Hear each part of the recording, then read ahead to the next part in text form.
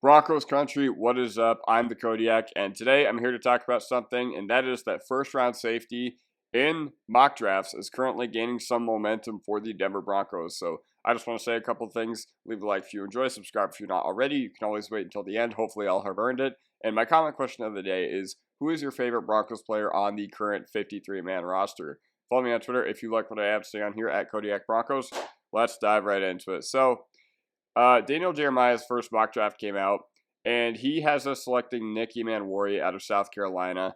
And a lot of people have been saying that, and a lot of people are gearing towards the fact that the Broncos might not be going offense with their first round pick because ever since, the middle or end of this past NFL season where we've been looking at NFL mock drafts, most of the time we are picking offense. And pretty much every mock draft still has us picking Colston Loveland, and pretty much every mock draft still has us selecting Genty or Warren if he's available. But there is a distinct possibility that Igbuka, Burden, who else? Genty, Warren, and Loveland are all gone by the time we are picking, which would definitely be our nightmare scenario.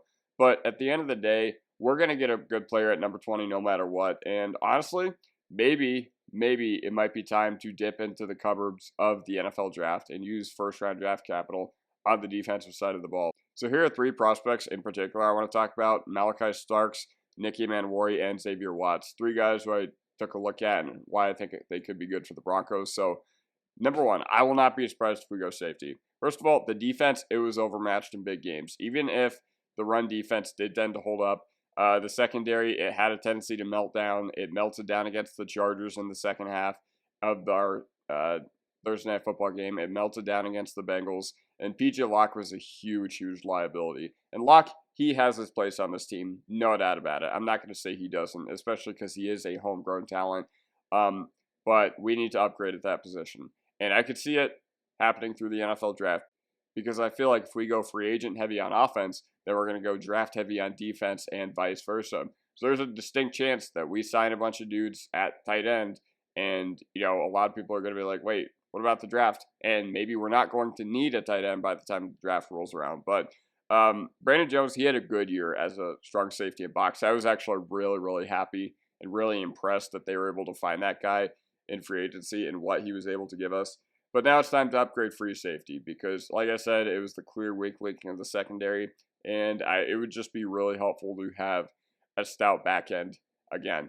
Now, one concern I do have is that if they do opt to go the versatile defensive player route, Vance Joseph has done a very poor job with versatile defensive players no matter the position. So I think back to his days in Arizona where they just completely flushed back-to-back picks down the drain in Isaiah Simmons and Zaven Collins. Now, Isaiah Simmons was touted as a positionless guy who was an absolute freak athlete where he could either play edge, inside linebacker, or safety. So that's relevant to this video.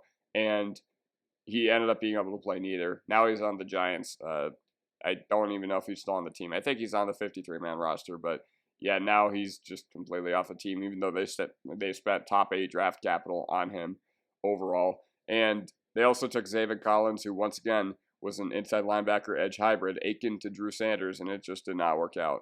And yeah, like I said, Drew Sanders, does that name ring a bell? But I think it would be a little bit different coaching a secondary dude, because if you're taking a true safety, you're taking him with the intent of playing him as safety, I presume.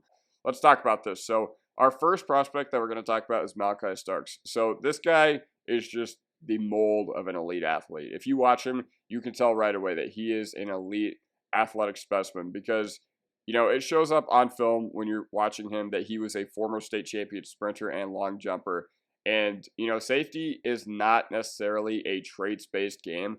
But if you do have a guy who can make the tough plays over the middle of the field, it could make all the difference between what you can do on defense, what kind of calls you can make, and where you can deploy guys and all that.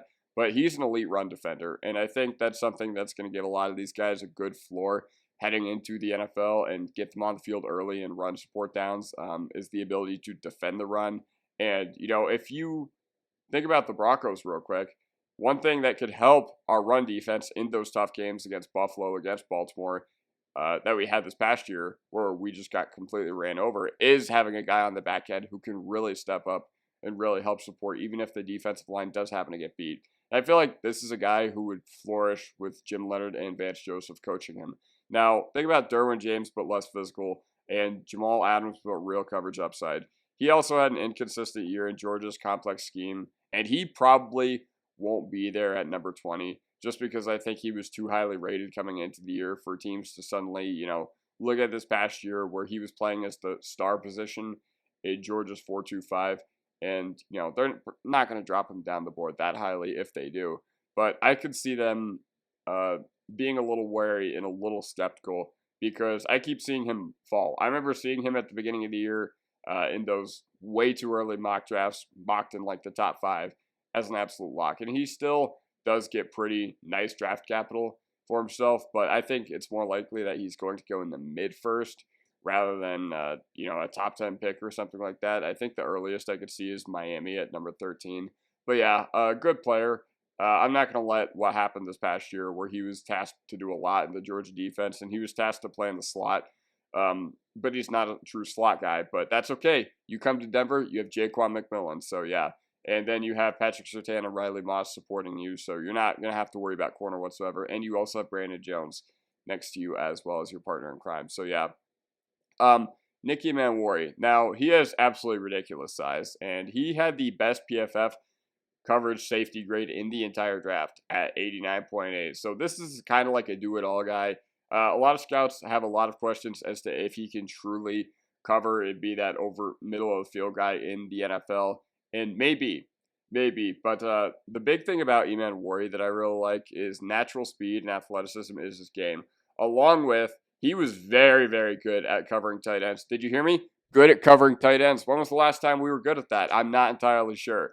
But Daniel Jeremiah, who is a Chargers fan and watches pretty much probably every game of Derwin James, he comped him to Derwin. So I think with Nick Emmanwori, we would have to rely on Brandon Jones to play that free safety role more than anything else. And, if that were to be the case, then I would not hate that because, the deployment with Jones could be fun. Which guy's dropping back, which one's, playing the box. That could be a nice little wrinkle to our defense that opposing offenses may or may not be ready for. And as of right now, he's actually projected to get late first-round draft capital. I know he was just mocked to the Broncos at number 20, but consensus has him at number 39 overall right now, which is early second. But I imagine as we ramp up into the draft season, I imagine that he is going to be a riser, not a faller above all else.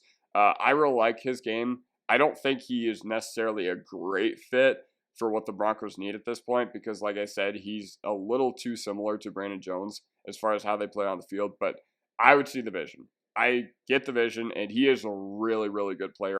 Like, I'm pretty sure his tackle percentage, or his missed tackle percentage, was only 11%, which, as far as safety goes and the safety position goes, that is about as good as you can hope for. So, yeah, another guy who's really stout in run defense, and I just hope that, he gets to go to an NFL system where he's best deployed and they can use him to his strengths.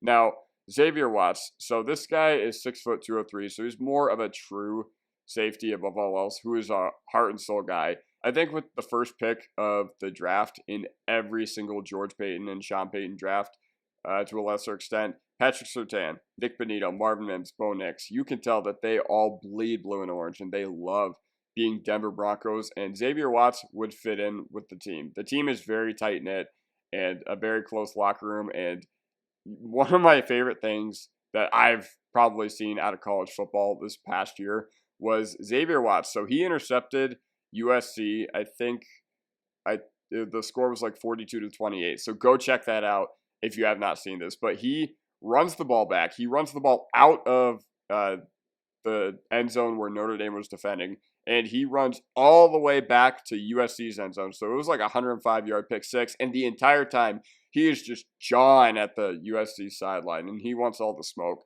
And I could not stop laughing. So do yourself a favor and check out that clip.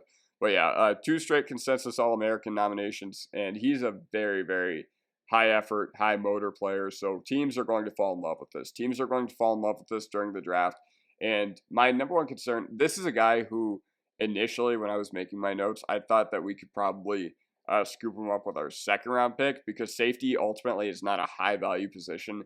It's not one that teams really invest into, but I could see teams falling in love with a guy like Xavier Watts, and he has a knack for not being the best tackler, although he is a turnover machine. So this guy is a pure rangy ball hawk, and he's my favorite coverage safety in the draft, but lack of truly elite athletic traits. But once again, I feel like whoever you put next to our secondary is going to have a very, very hard time failing in the NFL, if you will. As of right now, his consensus draft slot in the NFL mock draft database is 51st overall, and we are one behind that. We are one behind that with our second round pick. Like I said, it seems more and more likely that we might be going defense with those picks, even though I don't think that it's ultimately what is going to happen. It's picking up a lot of steam. If it happens, I don't want anybody to be surprised. All right, that does it for me. Leave a like if you enjoy, subscribe if you're not already, and I'm going to end this video with a huge mile-high salute. Peace.